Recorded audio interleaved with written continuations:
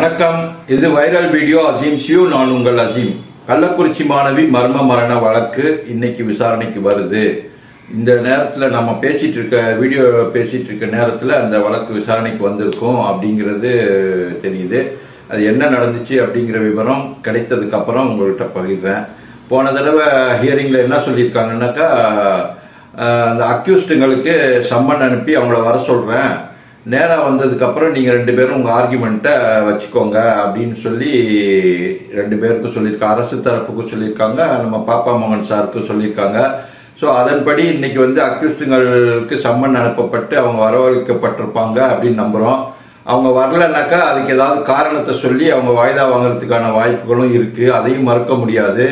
So அவங்க இப்போ பெருமை அடிச்சு கொண்டு வீடியோலாம் போட ஆரம்பிச்சிருக்காங்க. அதாவது ஸ்ரீமதி பேர்லயே உள்ள ஒரு மாணவி அதிக மதிப்பெண், மாவட்ட அளவுல அதிக மதிப்பெண் பெற்றதா அவங்க வேணும்னே ஒரு வீடியோவை போட்டு அதை நம்ம கேன பிள்ளைகிட்ட கொடுத்து ப்ரொமோட் பண்ணியிருக்காங்க, ஸ்கூலுக்கு இதுக்காக ப்ரொமோட் பண்ணியிருக்காங்க அப்படிங்கிற விவரம் நமக்கு தெரிய வந்தது. ஸோ இதெல்லாம் அவங்க பண்ணிட்டோம், ஒன்றும் பிரச்சனை இல்லை. ஆனால் அந்த மாணவியோடைய தாய் தகப்பன் ஓரமாக நிற்கிறாங்க. அவங்க முகத்தில் அந்த வீடியோவை பார்த்தீங்கன்னா அவங்க முகத்தில் எந்த விதமான மகிழ்ச்சியும் தெரியல, ஒரு அதிர்ச்சி கலந்த ஒரு இதுதான் தெரியுது. ஸோ இவங்க ரெண்டு பேரும் மட்டும் சிரிச்சிட்டு மாணவி பக்கத்தில் நின்று சிரிச்சிட்டு இருக்காங்க. அது ரவிக்குமாரும் சாந்தியும் அவங்க அம்மாவும் நின்று சிரிச்சிட்டு இருக்காங்க. பட் சிரிக்க வேண்டியவங்க அந்த மாணவியோட தாய் தந்தைங்க. அவங்க முகத்துல ஒரு மரண பீதி தான் தெரியுதே தவிர அவங்களுக்கு எந்த விதமான மகிழ்ச்சியும் தெரியல. ஸோ இவங்க அந்த வீடியோவில் என்ன சொல்ல சொன்னாங்களோ அதை சொல்லிட்டு போயிருக்க அந்த பொண்ணு அப்படிங்கிறது தான் நமக்கு தெரிய வருது.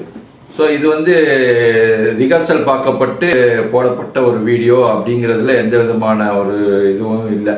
ஸோ இதை சொல்லி கொடுத்து சொல்ல வைக்கிறது, அதை அவங்க பண்ணிட்டு போறாங்க. நம்ம பண்ணிட்டு இருக்க மாதிரி அவங்க ஏதோ பண்ணிட்டு போறாங்கன்னு விட்டுட்டு போக முடியாது. ஏன்னா அந்த மாணவியோடைய பேர்ல உள்ள ஒரு ஸ்ரீமதிங்கிறவங்க அதிகபட்ச மதிப்பெண் வாங்கியிருக்காங்க அப்படிங்கிற ஒரு விஷயத்த அந்த ஸ்ரீமதி ஸ்கூலுக்கு களங்கம் ஏற்படுத்திட்டு போயிட்டா, இந்த ஸ்ரீமதி பெருமையை ஏற்படுத்திட்டு போயிட்டா அப்படிங்கிற மாதிரியான ஒரு விஷயத்த சொல்றாங்க.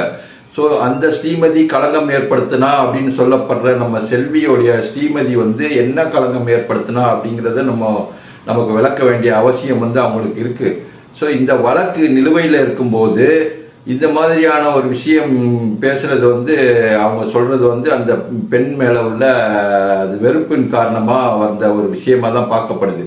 சரி, இன்னைக்கு நம்ம அந்த வழக்கு வரும்போது அவங்க ஆஜராகிறாங்களா இல்லையாங்கிறத நம்ம பார்ப்போம். அவங்க ஆஜராயிட்டாங்கன்னா அதுக்கப்புறம் என்ன நடந்துச்சு அப்படிங்கிறதையும் நான் உங்களுக்கு அடுத்த வீடியோவில் சொல்றேன். உங்களுக்கு எவ்வளவு சீக்கிரம் முடியுமோ அவ்வளவு சீக்கிரம் அந்த விஷயங்களை கேதர் பண்ணி உங்களுக்கு அப்டேட் பண்றதுக்கு முயற்சி பண்றேன்.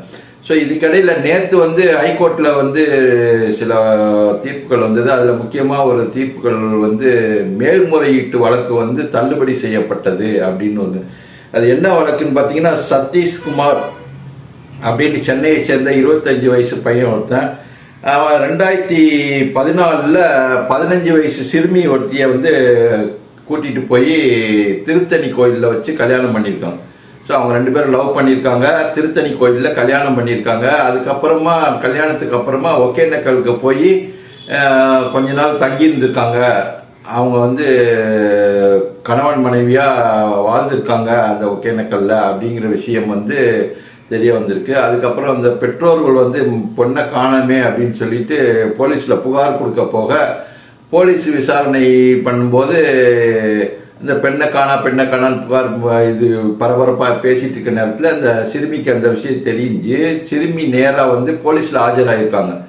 போலீஸ்ல ஆஜராகி நடந்த விஷயத்தெல்லாம் சொன்ன உடனே அந்த சிறுமி மைனரா இருக்கனால பெற்றோர் கூட அனுப்பி வச்சிருக்காங்க. இந்த மைனர் பெண்ணை கடத்திட்டு போய் திருமணம், கட்டாய திருமணம் பண்ணி அந்த பெண்ணை பாலியல் பலாத்காரம் பண்ணதா சொல்லி போக்சோ வழக்கு போட்டிருக்காங்க போலீஸ்காரங்க. அந்த போக்சோ வழக்குடைய தீர்ப்பு 2018 போக்சோ வழக்குல அந்த தீர்ப்பு வந்தது. அவங்களுக்கு 10 ஆண்டு சிறை தண்டனை, அவனுக்கு சதீஷ்குமாருக்கு 10 ஆண்டு சிறை தண்டனை விதித்து போக்சோ நீதிமன்றம் தீர்ப்பு சொன்னாங்க 2018.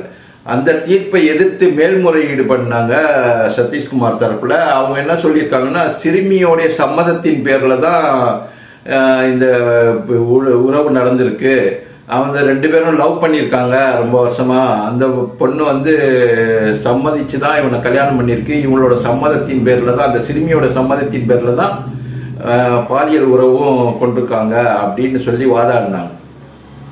ஸோ இதை சென்னை ஹைகோர்ட் என்ன சொல்லியிருக்குன்னா, சிறுமிக்கு வந்து 15 வயசு தான் ஆகுது, அவங்க வந்து என்ன இது நடைமுறை என்ன, அந்த பாதிப்பு என்ன அப்படிங்கிறது அந்த பொண்ணுக்கு தெரியாது. அதனால அதோட மனதளவில் ஏற்பட்ட பாதிப்புக்கு இவர் வந்து பொறுப்பேற்கணும் அப்படின்னு சொல்லி ஒரு தீர்ப்பை சொல்லியிருக்காங்க. அந்த தீர்ப்பில் என்ன சொல்லியிருக்காங்க பார்த்தீங்கன்னாக்கா, பாதிக்கப்பட்ட சிறுமி மைனர், அவர் விருப்பத்தின் பேரில் தான் மனுதாரர் உறவு கொண்டதாக கூறுவதை ஏற்க முடியாது. தற்போது அந்த சிறுமிக்கு வேறொருவருடன் திருமணம் நடந்துள்ளது. மனுதாரர் சிறுமியிடம் நடந்து கொண்ட அந்த விஷயம் வந்து எப்போதும் அவர் மனதளவுல பாதிப்பை ஏற்படுத்தி கொண்டே இருக்கும். மனுதாரர் கடுமையான குற்றச்செயலில் ஈடுபட்டிருக்காரு அப்படின்னு சொல்லி, அவருக்கு 25 வயசு ஆகுது. சிறுமியுடன் உறவு கொள்வதால் ஏற்படும் பின்விளைவுகளை அவர் அறியாமல் இருக்க முடியாது. எனவே மனுதாரரின் மேல்முறையீட்டு மனுவை தள்ளுபடி செய்யப்பட்டு அவருக்கு விதிக்கப்பட்ட 10 ஆண்டு சிறை தண்டனை உறுதி செய்யப்படுகிறது அப்படின்னு சொல்லி ஒரு தீர்ப்பை சொல்லி அவருக்கு 10 ஆண்டு சிறை தண்டனையை உறுதி செஞ்சு மேல்முறையீட்டு மனுவை தள்ளுபடி பண்ணியிருக்காங்க அப்படிங்கிறத இதுல உறுதி பண்ணிருக்கு. ஸோ இதுல வந்து என்ன ஒன்று பார்க்கப்படுதுனாக்கா, சிறுமி மைனரா இருந்தால் அவங்க சம்மதத்தின் பேர்லயே உறவு கொண்டாலும் அது வந்து பாலியல் குற்றம் தான் அப்படிங்கிறது ஒரு விஷயத்த அழுத்தம் திருத்தமா சொல்லியிருக்காங்க. ஸோ இதுல வந்து சிறுமி வந்து வேற ஒருத்தரோட திருமணம் நடந்திருக்கு அப்படிங்கிற ஒரு விஷயமும் சொல்லப்படுது. ஸோ இந்த சிறுமிக்கு வேறொருவருடன் எப்போ திருமணம் நடந்துச்சு அப்படிங்கிறது தெரியல. ஸோ இந்த 2018 தீர்ப்பு வரும்போது அவங்களுக்கு வந்து திருமணம் நடந்திருக்கிறதுக்கான வாய்ப்புகள் இருக்கு. ஸோ 2வது திருமணம் நடந்துச்சு அப்படின்னாக்கா, இந்த பெண் வந்து லவ் பண்ணது வந்து ஒரு சும்மா ஒரு டைம் பாஸ்க்காக அப்படிங்கிற மாதிரி தான் எடுத்துக்க வேண்டியிருக்கு. இதுல பாதிக்கப்பட்டது யாரு அப்படின்னு பாத்தீங்கன்னா, அந்த சதீஷ்குமார் தான். ஸோ அவர் தவறு பண்ணாரா இல்லையாங்கிறது வேற விஷயம். இவர் கூட்டிட்டு போய் பாலியல் பலாத்காரம் பண்ணிட்டு எத்தனையோ பேர் விட்டுட்டு போயிருக்காங்க. பட் ஆனால் இவர் வந்து கூட்டிட்டு போய் திருத்தணியில கல்யாணம் பண்ணியிருக்காரு. அதுக்கப்புறமா குடும்பம் நடத்தியிருக்காரு, கணவன் மனைவியா வாழ்ந்திருக்காரு. அதுக்கப்புறம் அந்த சிறுமி வந்து வாலண்டியரா வந்து போலீஸ்ல சரண்டர் ஆயிருக்காங்க அப்படிங்கிற விஷயம் வந்து தெரியுது. ஆனால் 15 வயசு பெண்ணுக்கு அந்த புரிந்து கொள்ளும் திறன் இருக்காது, அந்த வாழ்க்கையோடைய அந்த சூட்சுமங்கள் புரியாது, இதனால ஏற்படக்கூடிய பின்விளைவுகள் என்னங்கிறது தெரியாது, மைனர் திருமணம் செல்லாதுன்னு சட்டப்படி செல்லாது அப்படிங்கிற விஷயம் அந்த பெண்ணுக்கு தெரியாது அப்படிங்கிறது தான் இதுல தெரிய வருது. ஸோ அந்த அளவுக்கு பொது அறிவு கூட இல்லாத ஒரு பெண்ணு காதலிக்கிறதுக்கு மட்டும் எப்படி முடியுது அப்படிங்கிறது தான் கேள்விக்குறியா இருக்கு. ஸோ சரி, இதெல்லாம் முடிஞ்சிருச்சு. சதீஷ்குமார் குற்றம் சாட்டப்பட்டவர் தான், குற்றம் சாட்டப்பட்டவர்களை குற்றவாளின்னு தீர்ப்பு சொல்லி 10 ஆண்டு சிறை தண்டனை விதிக்கப்பட்டது. அதுக்கு மேல்முறையீடு பண்ணி அதுவும் தள்ளுபடி செய்யப்பட்டது. ஸோ குற்றவாளி அவர் வந்து சிறையில் அடைச்சிட்டாங்க அப்படிங்கிறது அதோட முடிவுக்கு வந்த ஒரு விஷயம். ஸோ இப்போ என்ன சொல்ல வர்றோம் அப்படின்னாக்கா, இந்த மாதிரியான விஷயங்களுக்கு ஆணுக்கு மட்டும் தண்டனை கொடுக்கறத தவிர்த்துட்டு பெண்ணுக்கும் ஒரு தண்டனையும் கொடுக்கணும் அப்படிங்கிறது. ஏன்னா 2 பேரும் சேர்ந்து செய்த ஒரு குற்றச்செயல் தான் இது. அதனால பெண்ணுக்கும் சேர்த்து ஏதாவது ஒரு சிறிய தண்டனையாவது கொடுக்கணும். மைனர் பெண்ணா இருந்தாலும் அவங்க சம்மதத்தின் பேர்ல உடலுறவு கொள்ளும் போது ஆணுக்கு மட்டும் குற்றவாளின்னு சொல்றது வந்து எந்த விதத்தில் நியாயம் அப்படிங்கிறது வந்து மக்களோட கேள்வியா இருக்கு. ஸோ இதை வந்து விமர்சனம் பண்றதுக்கு தாண்டி நம்ம அடுத்த விஷயத்துக்கு போகலாம். இப்போ சவுக்கு சங்கர் அவர் வந்து குண்டர் சட்டத்தில் சிறையில் அடைச்சிருக்காங்க அப்படிங்கிறது நேற்றைய நியூஸ். அவர் குற்றவாளி அப்படின்னு இது பண்ணி குண்டர் சட்டத்தில் கைது பண்ணி கோர்ட்ல ஆஜர்படுத்தி 5 நாள் போலீஸ் காவல் கேட்டிருக்காங்க நேற்று. ஸோ இவங்க சவுக்கு சங்கர் தரப்புல இருந்து அதுக்கு பெரிய எதிர்ப்புலாம் ஒன்றும் தெரிவிக்கல. 5 நாள்லாம் கொடுக்க வேண்டியதில்லை, பார்த்து செய்யுங்க அப்படின்ற மாதிரி ரிக்வஸ்டா தான் சொல்லியிருக்காங்க அப்படின்றத அவரோட வக்கீலே வந்து சொல்லியிருக்காரு. ஸோ அந்த மாதிரி சமயத்தில் வந்து அவருக்கு வந்து ஒரே ஒரு நாள் மட்டும் போலீஸ் காவலில் விசாரணை பண்ணிக்கலாம் அப்படின்னு சொல்லிட்டு அனுமதி கொடுத்துருக்காங்க. இதுக்கு முன்னதா அவர் வந்து கோர்ட்டுக்கு கூப்பிட்டு போகும்போது என்ன சொல்லியிருக்காருன்னா, திடீர்னு கத்தி இது பண்ணியிருக்காரு. என்ன கத்தியிருக்காருன்னா, கோவை சிறையில் என் உயிருக்கு ஆபத்து அப்படிங்கிற ஒரு விஷயத்த கத்தி சொல்லியிருக்காரு. ஏன்னா என் கையை உடைச்சது இந்த அதிகாரி தான், அவர் தான் என் கையை உடைச்சாரு அப்படிங்கிற விஷயத்தையும் சொல்லி என் உயிருக்கு கோவை சிறையில் ஆபத்து அப்படிங்கிறதே சொல்லியிருக்காரு. என் சாவு கோவையில் சிறையில் நடக்கும் அப்படிங்கிற விஷயத்தையும் சொல்லி கதறி இருக்காரு. ஸோ இதெல்லாம் மீறி ஒரு நாள் போலீஸ் காவலில் அவங்களுக்கு கொடுத்துருக்காங்க கோர்ட்டு. இது சவுக்கு சங்கர் நியூஸோட அப்டேட்டு. அடுத்த விஷயத்த என்னன்னு பார்த்தீங்கன்னாக்கா, திருப்பூர் மாவட்டம் உடுமலை பகுதியை சேர்ந்த 17 வயது சிறுமி அவங்க தாத்தா பாட்டி வீட்டில் இருந்திருக்காங்க. அவங்களுக்கு உடல்நிலையில கொஞ்சம் வேறுபாடு மாற்றம் தெரிஞ்சனால தாத்தா பாட்டி சந்தேகப்பட்டு அவங்கள மருத்துவமனைக்கு கூட்டிட்டு போய் பரிசோதனை பண்ணி பார்த்ததுல அந்த சிறுமி கர்ப்பமா இருக்காங்க அப்படிங்கிற விஷயம் தெரிய வந்தது.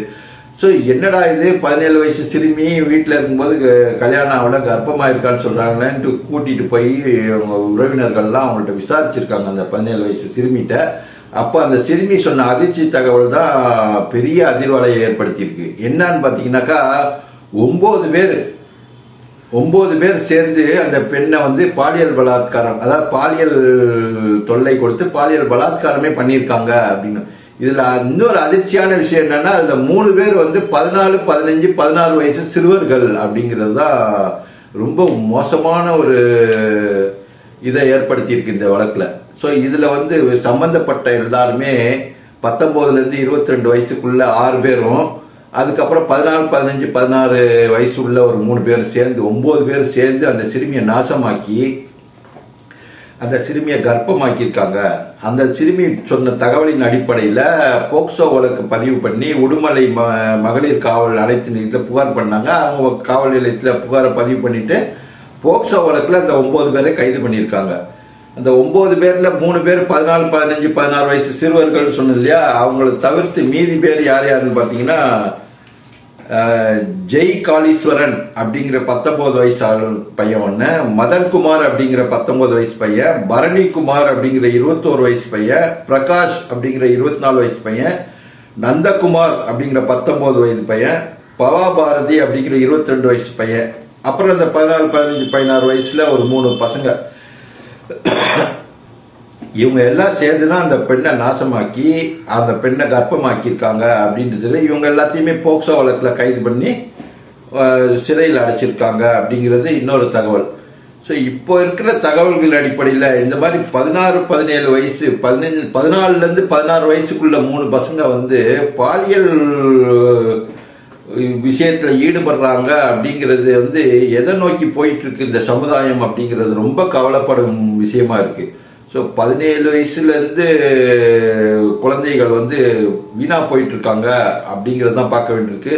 15 வயசுலேருந்தே கெட்டு போறது, லவ் பண்றது அப்படிங்கிற விஷயங்கள்லாம் அந்த பெண்கள் மனதில் வருது. இதுக்கு காரணம் என்னன்னு பார்த்தீங்கன்னா, நம்ம பல காரணங்கள் சொல்லலாம். அதுல ஒன்று திரைப்படங்களாக கூட இருக்கலாம் அப்படின்னு சொல்றாங்க. அதுல காட்டக்கூடிய விஷயங்கள், அதில் காட்டக்கூடிய இந்த லவ் சீன்கள், அந்த மாதிரி நெருக்கமான காதல் காட்சிகள், இதெல்லாம் பார்த்து மனதளவில் நம்மளும் இதெல்லாம் செஞ்சா என்ன அப்படிங்கிற ஒரு எண்ணம் அந்த குழந்தைகள் மனசுல ஏற்படுது.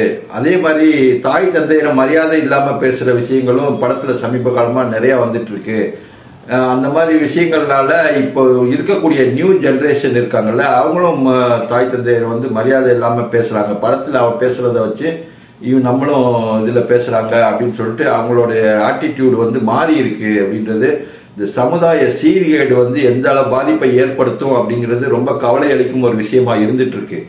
இந்த சூழ்நிலையில தான் இந்த கள்ளக்குறிச்சி மாணவி மரண வழக்கு இன்னைக்கு விசாரணைக்கு வருது. இதுக்கு இன்னும் அடுத்த கட்டத்துக்கு போகுமா இல்ல வாய்தா வாங்கி தள்ளி போகுமா அப்படிங்கிறது பொறுத்திருந்து தான் பார்க்கணும். ஸோ இந்த வழக்கில் வரக்கூடிய தீர்ப்பு எப்படி இருக்கணும் அப்படின்னு பார்த்தீங்கன்னா, அடுத்த குழந்தைகள், பள்ளியில் படிக்கும் அடுத்த குழந்தைகளுக்கு இது போன்ற ஒரு சம்பவம் நடக்கக்கூடாது அப்படிங்கிற மாதிரியான ஒரு தீர்ப்பா இருக்கணும் அப்படிங்கிறது தான் மக்களுடைய வேண்டுகோளாகவும் இருக்கு, பிரார்த்தனையாகவும் இருக்கு.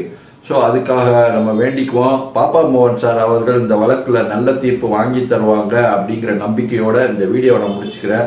அடுத்த வீடியோல அப்டேட்டோட உங்களை சந்திக்கிறேன். நன்றி, வணக்கம்.